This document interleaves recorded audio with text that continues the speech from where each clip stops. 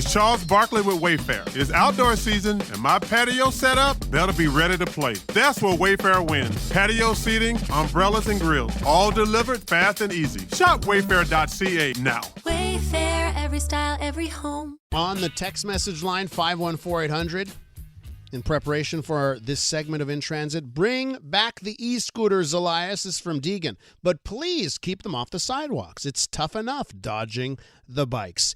E-scooters. Do you remember the summer of 2019? Oh, it was so much fun. We didn't even know that COVID-19 existed. And on the streets of Montreal, everyone and their brother had an e-scooter service that was allowed to operate here, right? Bird and Lime. And Uber had them as well, and a couple of other companies, right? And a lot of people like them, like our texter here. I remember getting phone calls that summer. People like, oh, these are great. And then I was getting notes from listeners saying, oh, it's the worst, Elias. They're all over the place. Right? Not fans. Now, could your BIXI pass soon include access to a fleet of electric scooters? They'll be available in 2023 if the official opposition gets their way. They're going to present this idea to City Council on June 13th. Here to tell us more is Stephanie Valenzuela from Ensemble Montreal and, of course, councillor for Darlington in the Côte-des-Neiges NDG borough. Hi, Stephanie. Welcome to the show. Morning. Thank you for having me. And I know you've got the environmental dossier under your purview here. So let's get to your proposal. Ensemble Montreal's idea here for bringing back the e-scooters. What is it exactly? So we're basically asking the administration to mandate BIXI in deploying a self-service electric scooter rental, the same way that we have it for BIXI, and now they also have electric bikes with BIXI.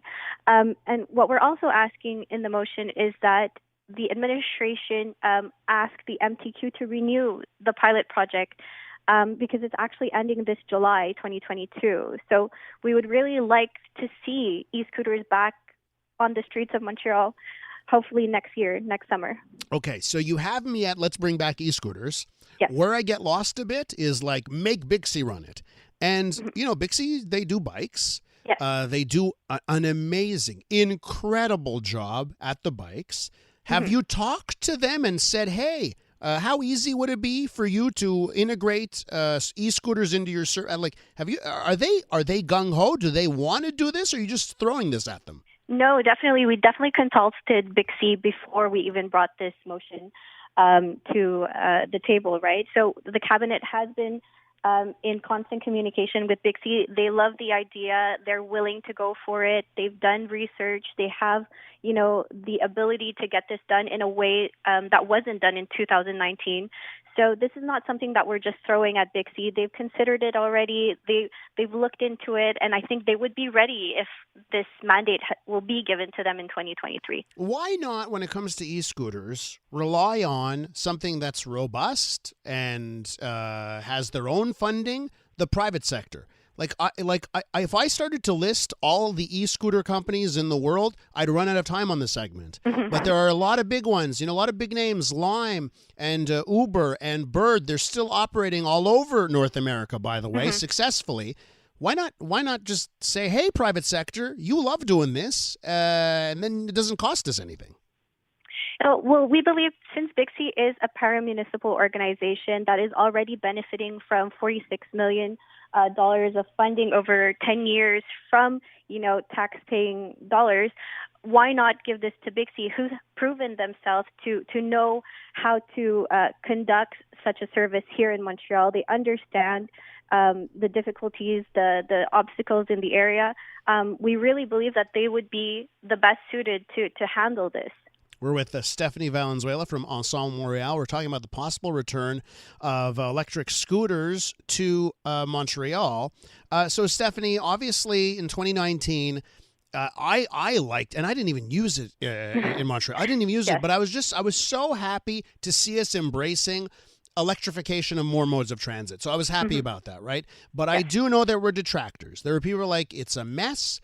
It's chaos. The e-scooters are being left all over the place. They didn't like how they looked. They were ending up in places maybe they shouldn't be left, or even they were being ridden on certain parts of city streets that they shouldn't be on, right?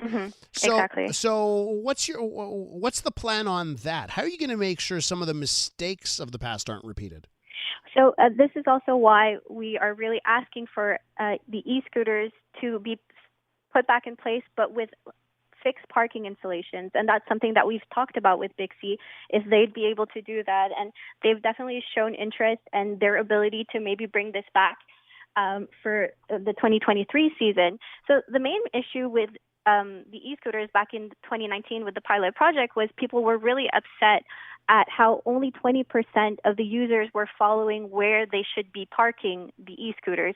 People were kind of just leaving them left and right, places that they didn't belong. So now with the motion that we're bringing in, we're addressing specifically this issue, and we're making sure that if people are going to be using these e-scooters, they have a place to put it back. And if they don't put it back in the parking that it belongs in, well, they'll be charged for it, and they don't want to be charged for it, right? Mm-hmm. So they have to park it where it belongs. But is that going to mean even more parking spots are gone for these new zones? Like, we lose enough parking spots to the BIXI stations. Of course.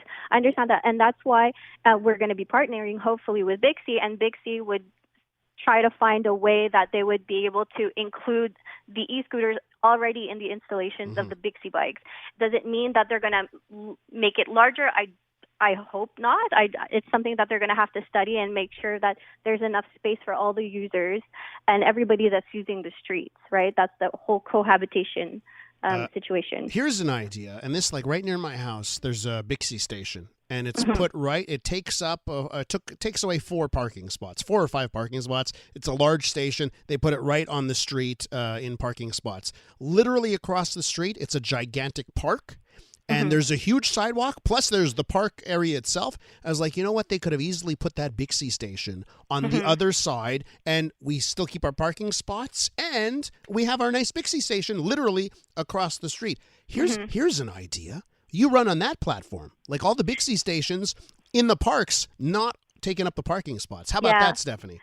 I agree with you. Listen, in Côte-des-Neiges, we have some parks that the BIXI stations are in the park terrain. So there are some areas that we've been able to save parking.